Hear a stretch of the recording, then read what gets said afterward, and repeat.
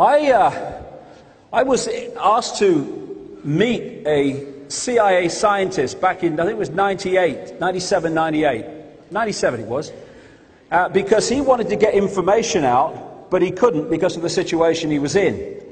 This is a man who joined the CIA in his 20s thinking he was serving his country. He was a scientist in an area of magnetics. Brilliant, apparently, and cutting edge.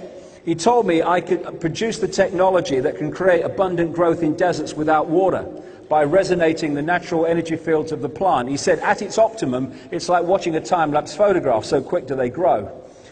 He also said the cure for cancer has been known for years, and he's actually had cancer and they cured him because they wanted him to continue what he was doing. But when he first joined the CIA, he thought he was serving his country. Then he realizes that this whole kind of stuff that we're talking about today was true. It was happening, and it was happening around him. They wanted his genius to advance this agenda. And I said the obvious question, why do you do it?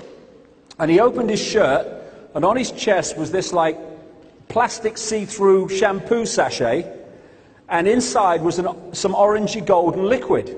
He said, this is why I do it. In the CIA, they call these things patches. Someone's been patched. And what happened, he said, when he realized what the game was, he refused to work for them. And then he left his home one day on the west coast of America, and he has missing time. He doesn't know what happened after that until he woke up in a medical-type room on a bench. And as he got his faculties back, he realized this thing was stuck to his chest. And what they do is they manipulate their body to need the drug inside the patch to survive, and it has to be replaced every 72 hours, and if it's not, then they start to die a very, very unpleasant death. He knows that's true because he tried it out and rebelled again after he'd been patched.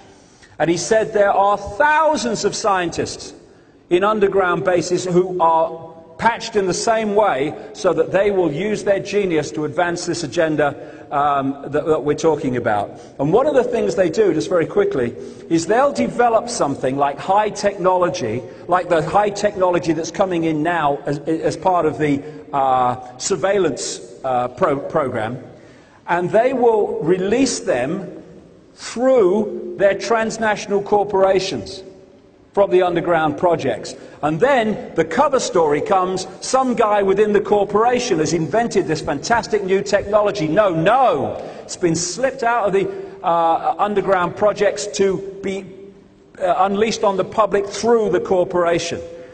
And so the microchip, this guy was telling me, at that time in 97, he said outside the public arena, these microchips are now so small they can be inserted during hypodermic vaccination programs, in hypodermic needles. And about a year after that, this picture was in the newspaper, massively blown up, of an ant holding a microchip in its pincers, and they got even smaller than that now, because we're talking about this nanotechnology and all the other stuff. And he said to me, if people say no to just one thing in this whole agenda, say no to the microchip. Because, he said, it's not just about electronic tagging. He said it's about manipulating people mentally, emotionally and physically from a distance through access to the chip in their bodies. And he said they're capable of making us emotionally down, emotionally high, scrambling our thinking so we can't think straight, and also affecting us physically from a distance. And that's the idea. He said they can do it en masse, or they can target an individual. And in my books, I've been talking about this for years and even named the company involved. In America now, there's a company called Applied Digital Solutions who are introducing more and more something called the very chip. And this is the agenda for it, although they won't tell you.